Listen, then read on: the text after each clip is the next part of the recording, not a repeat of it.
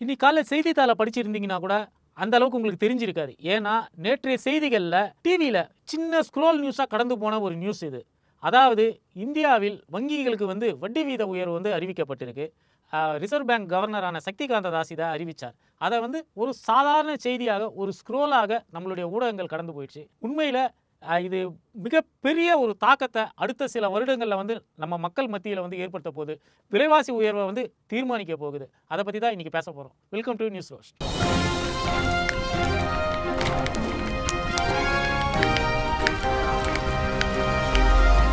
நேற்று இந்தியாவில் மட்டுமில்லை, அமெரிக்காவிலும் வங்கிகளோட வட்டி விகித உயர்வு பற்றின ஒரு பொருளாதார மாற்றத்தை அவங்க அறிவிச்சிருக்காங்க. அங்கே அதிபர் ஜோ பைடன் அறிவித்தார். இங்கே reserve bank governor Shaktikanta Das அவர்கள் அறிவிச்சிருக்காரு. இந்த வட்டி விகித உயர்வுங்கிறது நாட்டோட பொருளாதாரத்தையே மாற்ற போகுது அப்படின்னு சொல்லிட்டு தான் ரெண்டு தரப்புமே சொல்லி ஊற்றிக்கிட்டு இருக்கிறாங்க. அமெரிக்காவில் கிட்டத்தட்ட 22 ஆண்டுகள் கழித்து ஒரு டெபிசிட் கண்டிஷன் ரொம்ப மோசமாக போயிட்டு இருக்கு. அதாவது பற்றாக்குறை மிக அதிகரிச்சிட்டு இருக்கு. அந்த பற்றாக்குறையை குறைக்கிறதுக்காக தான் வேற வழி இல்லாமல் வட்டி விகித உயர்வை அறிவிச்சிருக்கோம் அப்படின்னு சொல்லிட்டு அமெரிக்க அதிபர் ஜோ பைடன் அவர்கள் சொல்லியிருக்கிறார். இந்த வட்டி விகித உயர்வால் என்ன ஆகும்னா, ஏற்கனவே மக்கள் நிறைய பேர் கிரெடிட் கார்டு மூலமாக பொருட்களை வாங்கக்கூடிய ஒரு நிலைக்கு போயிட்டாங்க. பணம் இருக்கிறவங்க ரொம்ப குறைவாக தான் இருக்காங்க. பணத்தை வச்சுக்கிட்டு பொருட்களை வாங்குறவங்க அப்படிங்கிறது குறைஞ்சிக்கிட்டு போகிற ஒரு அரிதிலும் அரிதான மனிதர்களாக மாறிட்டு இருக்காங்க. அப்படி இருக்கிறப்போ மக்கள் மத்தியில் 2 பெரும் பிளவுகள் உருவாக வாய்ப்பு இருக்குது. அதாவது கிரெடிட் கார்டு யூசர்ஸ், மணி யூசர்ஸ் அப்படின்னு 2 பெரும் பிளவு ஏற்படும். கிரெடிட் கார்டு யூசர்ஸுக்கு வேறு ஒரு விலைவாசி இருக்கும். சொந்த பணத்தை உபயோகித்து பொருட்களை வாங்குறவங்களுக்கு வேற ஒரு விலைவாசி இருக்கும். இது மக்கள் மத்தியில் பெரும் பிளவை உருவாக்கும். ஒரு காலத்தில் கிரெடிட் கார்டுங்கிறது சமூகத்தில் பெரிய அந்தஸ்து மிக்க ஒரு பொருளாக பார்க்கப்பட்டது. இன்றைய நிலைமையில் கிரெடிட் கார்டுங்கிறது பாவம் அவங்ககிட்ட காசு இல்லை, கடன் வாங்குறான் அப்படின்னு சொல்லக்கூடிய அளவுக்கு ஒரு கீழ்மையான நிலைமையை நோக்கி போய்கிட்டு இருக்கு. இது அந்த காலத்தில் இருந்த மாதிரி பிரபுக்கள் சாதாரண மக்கள் அப்படின்னு பாகுபாடு இருந்த மாதிரி புதிய பாகுபாட்டை உருவாக்கக்கூடிய ஒரு நிலைமையை உலகம் முழுக்க ஏற்படுத்த போகுது. ஏன்னா அமெரிக்கா எடுக்கக்கூடிய பொருளாதார நடவடிக்கையெல்லாம் அப்படியே காப்பி அண்ட் பேஸ்ட் பண்ணி மற்ற உலக நாடுகளும் பின்பற்றி வருகின்றன. அதில் இந்தியா உடனுக்குடன் அமெரிக்காவில் அங்கே அறிவித்தாங்கன்னா அதே நேரத்தில் இங்கே அதே நடவடிக்கையை அறிவிச்சிருக்கு. இந்த வட்டி விகித உயர்வு இந்தியாவில் விலைவாசி உயர்வை கண்டிப்பாக ஏற்படுத்தும். ஏற்கனவே விலைவாசி ஜெட்டு வேகத்தில் மேலே பறந்துக்கிட்டு இருக்கு. இதை நீங்கள் எப்படி சமாளிக்க போகிறீங்க அப்படின்னு கேட்டோம்னா, ரிசர்வ் பேங்க் கவர்னர் அதுக்கு ஒரு வழிமுறையை சொல்கிறாரு. அவர் என்ன சொல்கிறாருன்னா, கடந்த 2 ஆண்டுகளாக கொரோனா ஊரடங்கு அது மாதிரியான விஷயங்களால் நிறைய சலுகைகளை மக்களுக்கு நாம் அறிவிச்சிருந்தோம். அரசாங்கம் நிறைய மக்களுக்கு ஸ்பெண்ட் பண்ணிகிட்டு இருக்கு. அது எல்லாமே இனிமேல் குறைச்சிக்க போகிறோம். ஏன்னா கொரோனா கிட்டத்தட்ட முடிஞ்சு போச்சு. அந்த சலுகைகள் எல்லாம் குறைக்கிறப்போ விலைவாசி உயர்வை எங்களால் கட்டுப்படுத்த முடியும். கொரோனா கால ஊரடங்கு சலுகைகளை எல்லாத்தையும் வாபஸ் வாங்குறதுனால இந்த விலைவாசி உயர்வு வராத மாதிரி நாங்கள் பார்த்துப்போம். வட்டி விகித உயர்வுனால மக்கள் பெரிய அளவில் பாதிக்கப்பட மாட்டாங்க அப்படின்னு சொல்லிட்டு ஒரு சமாதானத்தை சொல்கிறாரு. இந்த சமாதானம் எந்த அளவில் ஏற்புடையது அப்படின்னு நமக்கு தெரியல. ஏன்னா கொரோனா 2 ஆண்டுகள் கோர தாண்டவம் ஆடிச்சு, நாட்டோட பொருளாதாரத்தை சூறையாடிச்சு. இதிலெல்லாம் நம்மளுக்கு மாற்று கருத்து இல்லை. ஆனால் கொரோனாவால் நாம் இழந்த தொழில் வளங்கள், நிறைய தொழில் நிறுவனங்கள் மூடப்பட்டிருக்கு. நிறைய பணியாளர்கள் வேலை இழப்பு சந்திச்சிருக்கிறாங்க. அந்த பிரச்சனைகள் எல்லாம் சரியாயிடுச்சா அப்படின்னு நம்ம பார்க்கணும். அது சரியாகிறதுக்கு இன்னும் பல ஆண்டுகள் ஆகும். அப்படின்றப்ப இந்த சலுகைகளை உடனுக்குடன் இவங்க வாபஸ் வாங்கிட்டாங்கன்னா அது மேலும் மேலும் நாட்டில் பொருளாதார நெருக்கடியை அதிகரிக்க தான் செய்யும். ஜிஎஸ்டி வரி வருவாயில் உச்சத்தை எட்டியிருக்கும்.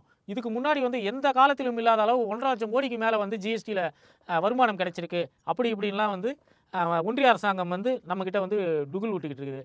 ஜிஎஸ்டி வரி வருமானத்தில் அவங்க சாதனை படைச்சாங்கன்னா அவ்வளவு வரியை மக்கள்கிட்ட பிடுங்கி இருக்காங்க அப்படிங்கிறதா அர்த்தம். அது மக்களுக்கு இழப்பு தான் நிச்சயமாக. ஏற்கனவே ஒரு 145 பொருட்களுக்கு ஜிஎஸ்டி உச்ச வரம்பை இவங்க அதிகரிக்க போகிறாங்க. அதிகரிக்கிறதுனால ஆட்டோமேட்டிக்காக விலைவாசி ஏறப்போகுது. அப்படி இருக்கிற ஒரு சூழலில் வங்கிகளோட வட்டி விகித உயர்வுங்கிறது மேலும் மேலும் மக்களோட தலையில் சுமையை ஏற்றிக்கிட்டே போகக்கூடிய ஒரு விஷயந்தான். இதை எப்படி ஒரு ஸ்மார்ட்டான ஒரு பொருளாதார மூவ் அப்படின்னு சொல்லிட்டு அவங்க பெருமை அடிச்சுக்கிறாங்க அப்படிங்கிறத நமக்கு கொஞ்சம் கூட புரியல. முதல் பார்வையிலே இதெல்லாம் ஒரு முட்டாள்தனமான ஒரு நடவடிக்கையாக இருக்கு. இதெல்லாம் யார் தான் எடுக்கிறது அப்படின்னு நம்ம நினைக்கலாம். மோடியா? நிச்சயமாக அவர் கிடையாது.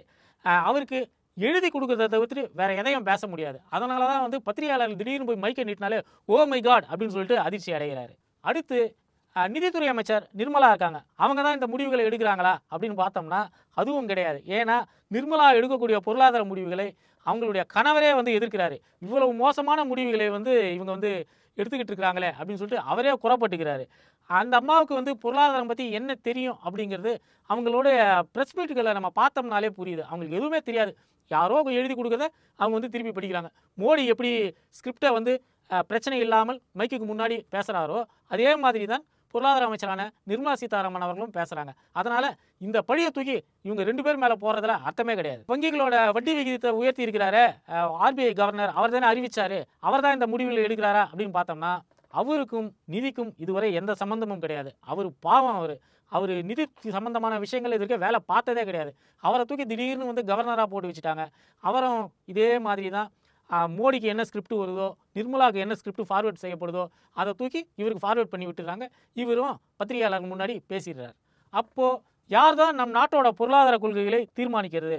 உலகம் எங்கும் பார்த்தீங்கன்னா தேசியம் அப்படிங்கிற பேரில் இதை நடத்திக்கிட்டு இருக்கிறவங்க யாருன்னு பார்த்தீங்கன்னா முதலீட்டு கொள்ளையர்கள், அதாவது கேபிட்டலிஸ்டிக் எக்கனாமிக் பிரிடேட்டர்ஸ் அப்படின்னு சொல்லப்படுற முதலீட்டு கொள்ளையர்கள். பெரும் நிறுவனங்கள், பெரும் கார்ப்பரேட் நிறுவனங்கள் தான் அரசாங்கம் எடுக்க வேண்டிய பொருளாதார நடவடிக்கைகள் என்னென்ன அப்படின்னு சொல்லிட்டு ஸ்கிரிப்ட் எழுதி கொடுக்குது. அமெரிக்காவை கிட்டத்தட்ட ஒரு 50 கார்ப்பரேட் நிறுவனங்கள் இப்படி தான் சூறையாடிக்கிட்டு இருக்கு. அமெரிக்க மக்கள் வந்து எதை வாங்கணும், அரசாங்கம் வந்து அவங்களுக்கு மக்கள் வாங்கக்கூடிய விஷயங்களுக்கு என்னென்ன மாதிரியான வரி விகிதங்களை முடிவு பண்ணணும் அப்படிங்கிறதெல்லாம் அந்த நிறுவனங்கள் தான் தங்களுடைய சுயலாபத்துக்காக முன்னெடுக்குது. அதுவே ஒரு தேசத்தோட பொருளாதார கொள்கையாக அறிவிக்கப்படுது. அதே நிலை தான் இந்தியாவிலும் இருக்குது. அதே மாதிரி இந்தியாவில் முதலீட்டு கொள்ளையர்களாக யார் செயல்படுறாங்க அப்படின்னு பார்த்தோம்னா குஜராத்தில் இருக்கக்கூடிய பொருளாதார கொள்ளையர்கள் தான். ஏன் வந்து நம்ம திரும்ப திரும்ப குஜராத்தையே சொல்லிட்டு இருக்கோம், மோடியோட சொந்த மாநிலமா அப்படின்னு நம்ம வந்து ஒரு சந்தேகம் வரும். அப்படிலாம் ஒன்றும் கிடையாது. அது மாதிரி எந்த உள்நோக்கமும் நமக்கு கிடையாது. அதானியோட ஷேர்ஸோட விற்பனையை நீங்கள் பார்த்தீங்கன்னாலே தெரியும். அந்த ஷேர் மட்டும் உயர்ந்துக்கிட்டே போகுது.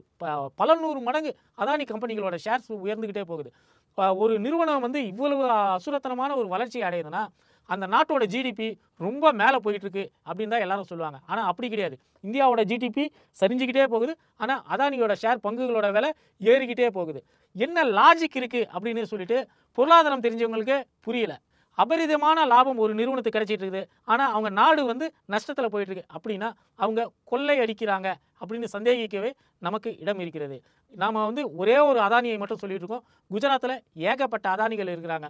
அவங்க தான் இந்தியாவோட பொருளாதார கொள்கை என்ன, வங்கிகளோட வட்டி விகிதம் என்ன அப்படின்லாம் தீர்மானிக்கக்கூடிய இடத்தில் இருக்கிறாங்க. சரி, நம்ம நாட்டில் மக்களாட்சி தானே நடக்குது, மக்களாட்சியில் வந்து எப்படி கார்ப்பரேட் நிறுவனங்கள் வந்து ஆதிக்கம் செலுத்த முடியும் அப்படின்னு நீங்கள் நினைக்கலாம். நம்ம நாட்டில் மக்களாட்சி தான் நடக்குது அப்படின்னு நம்ப வைக்கிறதுக்கு ஏகப்பட்ட பிரச்சனைகளை இவங்க கையில் வச்சுட்டு இருக்கிறாங்க. இந்துத்துவம் ஒரு மக்கள் பிரச்சனையாக முன்னெடுக்கப்படுகிறது. சாதியம் ஒரு மக்கள் பிரச்சனையாக முன்னெடுக்கப்படுகிறது. மைனாரிட்டிகள் மீதான வெறுப்பை கிளப்புறது, அதை வந்து ஒரு மக்களாட்சியோட ஒரு அங்கமாக வந்து இப்போ இருக்கிற ஒன்றிய ஆட்சியாளர்கள் வந்து வச்சு நம்மளை ஏமாற்றிக்கிட்டு இருக்கிறாங்க. 2024ஆம் ஆண்டு மீண்டும் பாராளுமன்ற தேர்தல் வரப்போகுது. அந்த தேர்தலில் 3வது முறையாக ஜெயிக்கிறதுக்கு ஏகப்பட்ட தீவிரமான திட்டங்களை வந்து அவங்க தீட்டிக்கிட்டு தான் இருக்கிறாங்க. ஆனால் இந்த திட்டங்களை தீட்டுறது பாஜக அப்படின்னு நம்ம நினைக்கலாம். நிச்சயமாக கிடையாது. பாஜக பின்னாடி இருக்கிற அந்த குஜராத் பொருளாதார கொள்ளையர்கள் தான் இந்த திட்டங்களை தீட்டுறாங்க. ஒருவேளை பாஜகவால் தங்களுடைய கொள்ளை தொழில் வந்து பாதிக்கப்படும் அப்படிங்கிற ஒரு நிலைமை ஏற்படுமானால் அவங்க ஆட்சியை தூக்கி எறிந்துவிட்டு தங்களுக்கு தோதான வேறொரு ஆட்சியை அமைத்து கொள்ளவும் தயாராக தான் இருப்பாங்க. தெளிவாக புரிந்து கொள்ள வேண்டிய ஒரு உண்மை என்னன்னா, இந்த நாட்டில் அதிகாரம்ங்கிறது ஆட்சியாளர்களுக்கு கிடையாது அப்படிங்கிறது தான்.